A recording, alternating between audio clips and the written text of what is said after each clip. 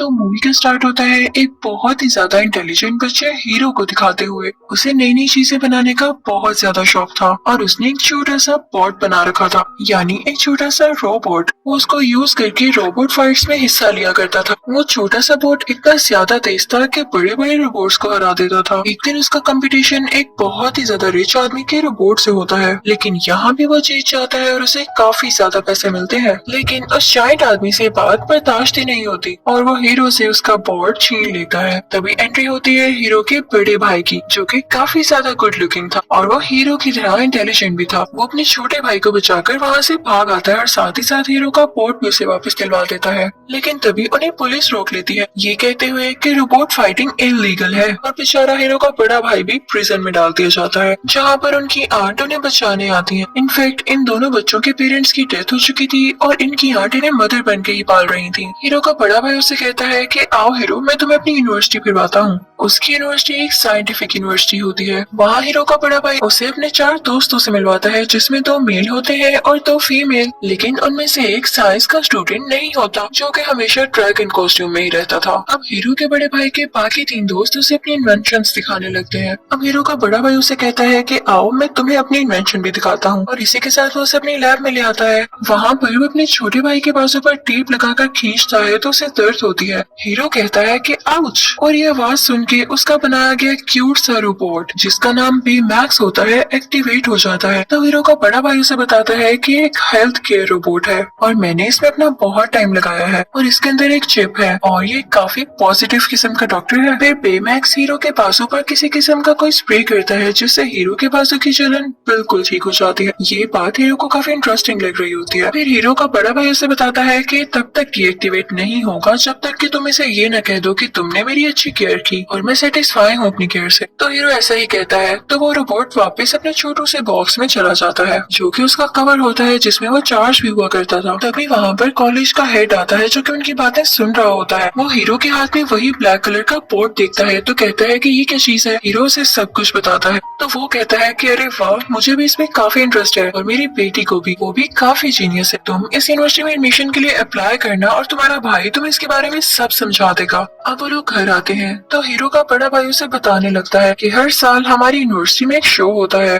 और यूनिवर्सिटी के हेड को जिसका प्रोजेक्ट सबसे अच्छा लगता है वो उसका एडमिशन अपनी यूनिवर्सिटी में कर लेते हैं, चाहे वो छोटी उम्र का बच्चा हो। जिसे सुनकर हीरो काफी एक्साइटेड हो जाता है और कहता है कि भाई आपकी यूनिवर्सिटी तो मेरी ड्रीम यूनिवर्सिटी थी। अब हीरो इस पर मेहनत करने लगता है और जल्दी उसे समझ आ जाता है कि मुझे क्या करना चाहिए। उसने जो चीज बनाई थी तो वो बहुत छोटी लेकिन काफी ज्यादा इम्प्रेसिव थी। उसने माइक्रोबोट बनाया था जो कि उसकी बोट की तरह ही दिखता था, लेकिन काफी छोटा था और वो एक नहीं था बल्कि कई ज्यादा थे। साथ ही साथ उसने अपने सर पर एक डिवाइस भी लगा रखी थी जो कि उन माइक्रोबोट्स को कंट्रोल करने वाली थी। शुरू में तो ये देखकर कोई खुश नहीं होता, लेकिन तभी हीरो उसका एक्सपेरिमेंट करने लगता है। हीरो उन सब माइक्रोबोट्स को उन डिवाइस से कंट्रोल करने लगता है तो वो माइक्रोबोट्स आकर एक दूसरे से जुड़ने लगती है और अलग अलग किस्म के स्ट्रक्चर्स बनाने लगती हैं। वो उन पर मूव भी कर रहा होता है। ये देखकर कॉलेज के सारे लोग बहुत इम्प्रेस होते हैं और कॉलेज के हेड की तो आंखें ही खुली रह जाती हैं और सारे बहुत ज्यादा क्लैपिंग करते हैं क्योंकि उन्हें ये प्रोजेक्ट लाजवाब लगा होता है। सब लोग हीरो को कांग्रेचुलेट करते हैं कि तुम्हारा एडमिशन तो पक्का है मेरे भाई।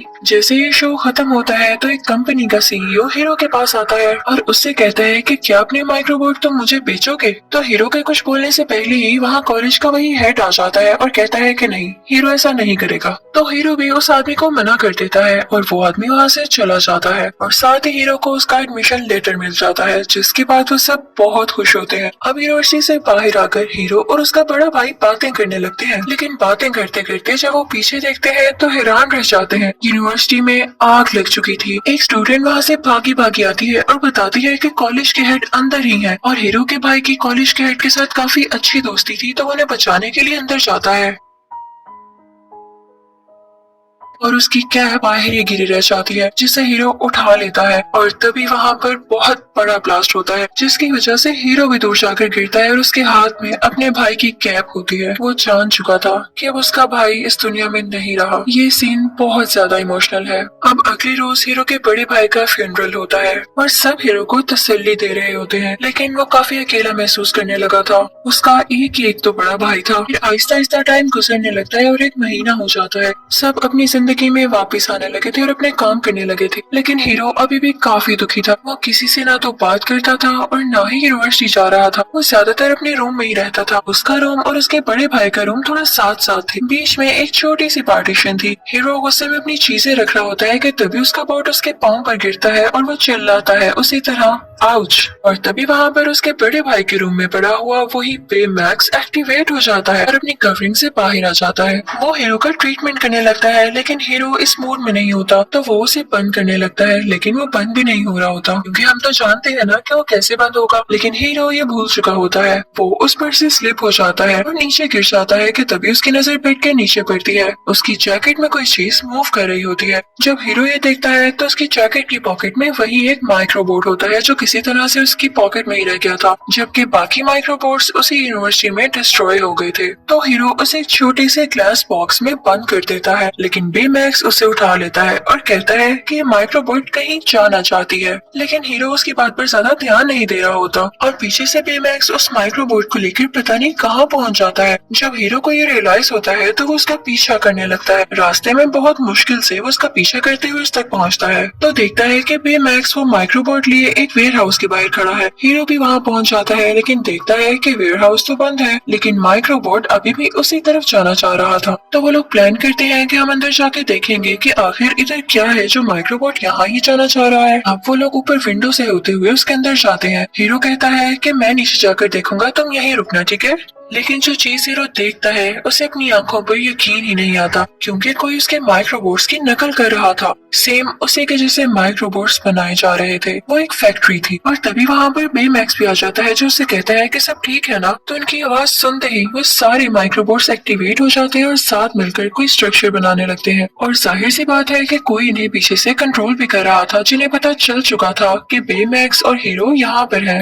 वो लोग वहाँ से भागने लगते हैं। तभी उन्हें वो आदमी नजर आता है जो कि इन माइक्रोबोट्स को कंट्रोल कर रहा था, लेकिन हम उसकी शक्ल नहीं देख पाते क्योंकि उसने मास्क पहना हुआ था। अब जैसे तैसे करके ये दोनों विंडो से बाहर कूद जाते हैं। बेमैक्स अपने बाजू हीरो के इर्द गिर्द लपेट लेता है और नीचे गिरने पर भी उनको कुछ नहीं होता, क्योंकि बेमैक्स की बॉडी फ्लफी थी। हीरो सब कुछ जाकर पुलिस को बताता है, लेकिन वो कहता है कि बच्चे मेरा टाइम जाया न करो। और इसी दौरान बेमैक्स की बैटरी भी लो होने लगती है, तो वो फौरन से उसे अपने घर ले आता है अपनी आंट से छुपाते हुए। और ये सीन काफी फनी लग रहा था। अब हीरो बेमैक्स को चार्ज करता है और वो लोग बातें करने लगते हैं। हीरो बेमैक्स को बताता है कि तुम्हें बनाने वाला यानी मेरा भाई अब इस दुनिया में नहीं है। तो बेमैक्स उसे रिलैक्स करता है, यानी वो काफी अच्छा रोबोट था। बेमैक्स पूछता है कि वो कैसे मरा, तो हीरो बताता है कि यूनिवर्सिटी में आग लग गई थी। लेकिन साथ ही हीरो कहता है एक मिनट रुको, मुझे कुछ याद आ रहा है। यूनिवर्सिटी में आग जान के लगाई गई ताकि वहाँ पर हलचल मच जाए, लोगों को सिर्फ अपनी जान की पड़ी हो और कोई मेरी माइक्रोबोट्स को अपने पास ले ले। उसे ये सारा ट्रिक समझ आने लगता है कि जो मास्क वाला आदमी उन्हें दिखाई दिया था ये जरूर उसी का काम था, ताकि वो हीरो के माइक्रोबोट्स को चुराकर उन जैसे कई माइक्रोबोट्स बना सके।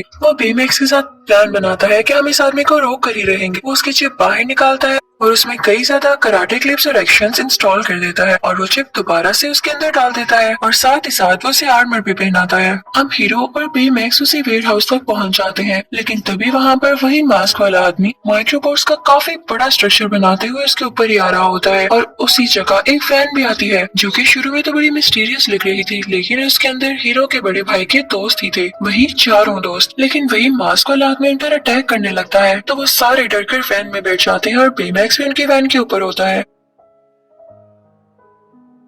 अब वो लोग आगे आगे थे और वो मास्क वाला आदमी उनके पीछे पीछे था। उन माइक्रोबोट्स की स्पीड काफी तेज थी। फिर अचानक से उनकी वैन पानी में गिर जाती है तो वो मास्क वाला आदमी समझता है कि शायद ये लोग अब मारे जा चुके हैं, लेकिन बेमैक्स अपनी बॉडी को और ज्यादा फुला लेता है और सब लोग उसकी बॉडी के ऊपर आ जाते हैं और वो खुद पानी से बाहर आ जाता है। इस तरह से किसी की भी जान नहीं जाती। अब वो सारे लोग वहाँ से घर आ जाते हैं इस बात का पता लगाने के लिए कि आखिर वो मास्क वाला आदमी था कौन। सारे ये कह रहे होते हैं कि वो वही कंपनी का सीईओ होगा जिसको तुमने वो माइक्रोबोट्स देने से इनकार किया था। तो हीरो कहता है कि वो जो भी है, जिस डिवाइस से वो माइक्रोबोट्स को कंट्रोल कर रहा है वो उसके मास्क के पीछे ही है, हमें उसके मास्क तक पहुंचना होगा, लेकिन इसके लिए हमें भी एडवांस सूट बनाने होंगे और हमें फाइट भी सीखनी होगी। अब यहाँ स्टोरी एक मजे का टर्न लेती है जब ये सारे लोग मेहनत करने लगते हैं और अपने एडवांस ड्रेसेस बनाने लगते हैं। अब फाइनली ये सारे अपने काम में सक्सेसफुल हो चुके थे, सबके पास अपनी एक अलहदा पावर थी और पेमैक्स को भी एक प्यारा सा आर्मर दोबारा से मिल चुका था। अब पेमैक्स स्कैन करता है कि वो मास्क वाला आदमी है कहाँ पर और ये सारे लोग पेमैक्स के साथ ही उस जगह पर पहुंच जाते हैं। वो अंदर जाते हैं तो एक सीसीटीवी फुटेज लगी होती है जिसमें ये दिखाया जा रहा होता है कि कंपनी के सीईओ ने एक पोर्टल बनाया था जिसमें उसने एक लड़की को भेजा, लेकिन उस पोर्टल में कोई खराबी हो गई और उस पोर्टल ने बाहर की चीजें अपने अंदर खींचना शुरू कर दी। तो उस कंपनी के सीईओ को मजबूरन उस पोर्टल को बंद करना पड़ा,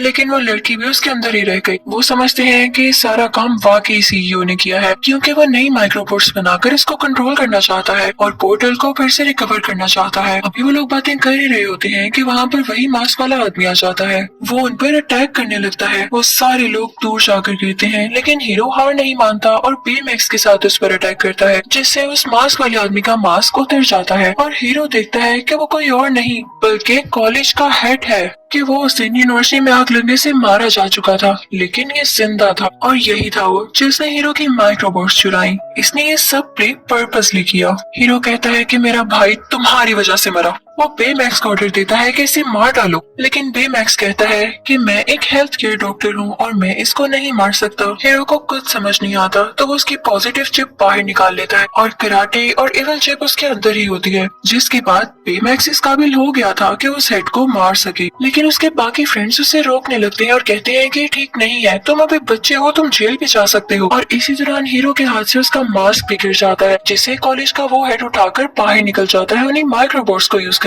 और उसी दौरान उनके दोस्तों में से एक लड़की बेमैक्स की पॉजिटिव चिप दोबारा से उसके अंदर डाल देती है जिससे बेमैक्स दोबारा से पॉजिटिव हो जाता है और अटैक नहीं कर पाता। हीरो को सब पर काफी गुस्सा आता है। वो बेमैक्स को लेके वहाँ से चला जाता है और अपने गैराज में आता है। वो बेमैक्स से कहता है कि मैं तुम्हारे अंदर से पॉजिटिव चिप निकाल ही दूंगा ताकि तुम उस हेड को मार सको, लेकिन हीरो से वो चिप बाहर नहीं आ रही होती। तो बेमैक्स बताता है कि मैं आपको एक्सेस नहीं दे सकता, मैं हमेशा पॉजिटिव ही रहूंगा। तो हीरो कहता है कि आखिर क्यों? तो बेमैक्स उसे वो क्लिप्स दिखाने लगता है जो कि हीरो के बड़े भाई ने रिकॉर्ड की थी बेमैक्स को बनाते हुए। वो ये थी कि मैं हमेशा बेमैक्स को इसी तरह रखना चाहता हूँ, उसे एक पॉजिटिव रोबोट बनाकर जो कि इंसानों की जान बचाए। जब हीरो ये देखता है तो बहुत इमोशनल हो जाता है और रोने लगता है। तो बेमैक्स उसे चुप कराता है। फिर उसके बाद वो अपने बाकी फ्रेंड्स के पास जाता है और उनसे भी सॉरी करता है और वो सब आपस में गले मिलने लगते हैं। और वो लोग हीरो से कहते हैं कि हमारे हाथ एक और सीसीटीवी फुटेज लगी है। जब हीरो से देखता है तो उसे पता चलता है कि जिस लड़की को उस कंपनी के सीईओ ने पोर्टल के अंदर भेजा था और वो पोर्टल में ही रह गई, वो कोई और नहीं बल्कि कॉलेज के हेड की वही बेटी थी। तो इसलिए कॉलेज के हेड ने वो माइक्रोबॉट्स चुराए ताकि वो सीईओ से अपनी बेटी की जान का बदला ले सके। उससे तुम्हारा कोई लेना देना नहीं था। तब हम ये सीन देखते हैं कि कॉलेज का वही हेड उन माइक्रोबॉट्स को यूज करता हुआ उसी जगह पहुंच जाता है जहाँ पे कंपनी का सीईओ अपनी नई बिल्डिंग खोल रहा था, लेकिन वो उसी सीईओ का बनाया गया पोर्टल ऑफिस में जोड़ देता है और उसकी बिल्डिंग के ऊपर कर देता है, जिसकी वजह से उसकी सारी की सारी बिल्डिंग उस पोर्टल के अंदर जाने लगती है। तभी वहाँ पर हीरो और उसके साथी आ जाते हैं जो कि उस हेड को ये कहते हुए रोकते हैं कि आप गलत कर रहे हैं, इससे हमारे मुल्क को ही नुकसान होगा। लेकिन वो नहीं मानता और अपना काम जारी रखता है।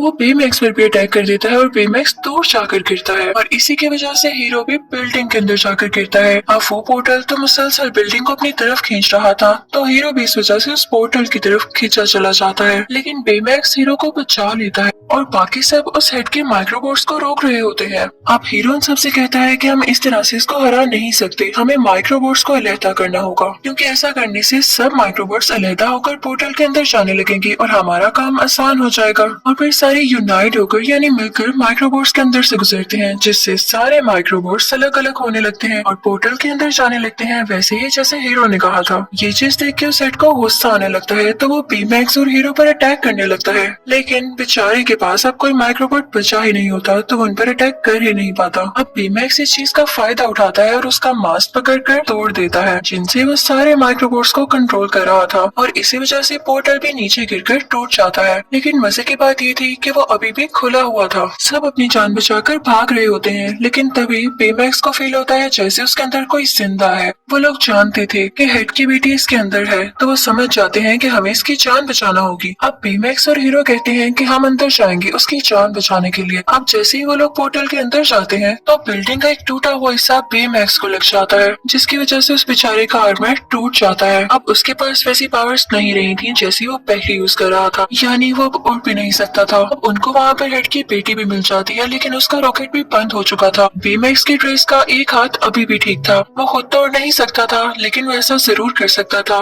कि वो उस बंद हुए रॉकेट के साथ अपना हाथ लगा दे और वहाँ से उसको शूट करके पोर्टल से बाहर भेज दे। लेकिन ऐसा करने की वजह से बेमैक्स खुद पोर्टल के अंदर ही रह जाता, क्योंकि सारी फोर्स उसी ने लगानी थी और इसकी वजह से वो पीछे चला जाता। हीरो कहता है कि नहीं, मैं ऐसा होने नहीं दे सकता। तो बेमैक्स कहता है कि मैं ऐसा करूंगा, क्योंकि मुझे इंसानों को बचाने के लिए ही बनाया गया है। तो चलो शाबाश, जल्दी से मुझे बताओ कि तुम मेरी केयर से सेटिस्फाई हो, ताकि मैं डीएक्टिवेट हो जाऊं। तो हीरो काफी इमोशनल हो जाता है और रोते हुए कहता है कि बेमैक्स, मैं तुम्हारी केयर से हमेशा सेटिस्फाई था और अब भी हूँ। और तभी बेमैक्स उस रॉकेट को शूट कर देता है और खुद पीछे की तरफ चला जाता है। अब वो रॉकेट और हीरो उस पोर्टल से बाहर आने लगते हैं, लेकिन बेमैक्स अभी भी अंदर होता है। हम ये देखते हैं कि उस हेड की बेटी को हॉस्पिटल ले जाया जाता है, जबकि उस हेड को अरेस्ट कर लिया जाता है कि उसने इतना बुरा काम किया, चाहे उसने अपनी बेटी के बदले में किया। ये सारे लोग भी अपनी अपनी लाइफ में बिजी हो चुके थे, लेकिन हीरो अभी तक अपने भाई को और बेमैक्स को नहीं भूला था। एक दिन हीरो को बेमैक्स की याद आ रही होती है, तो उसका सूट निकाल कर देखने लगता है और उसके अंदर से उसे उसकी चिप मिलती है जो कि उसने निकाल दी थी। हीरो क्योंकि काफी ज्यादा इंटेलिजेंट था, तो वो भी एक बेमैक्स बनाता है और उसमें वही पुरानी चिप लगा देता है जिसमें बेमैक्स की सारी मेमोरीज भी होती हैं। और यहाँ पे बेमैक्स सेम टू सेम पहले की तरह बन जाता है। हीरो उसे गले से लगा लेता है और ये सारी बात वो अपने दोस्तों को भी बताता है। और अब वो डिसाइड करते हैं कि वो अपने पावर्स का अच्छा यूज करेंगे और इस पूरे शहर में पीस रखेंगे। और इसी के साथ ये मूवी यहीं पर एंड हो जाती है। Thank you for watching.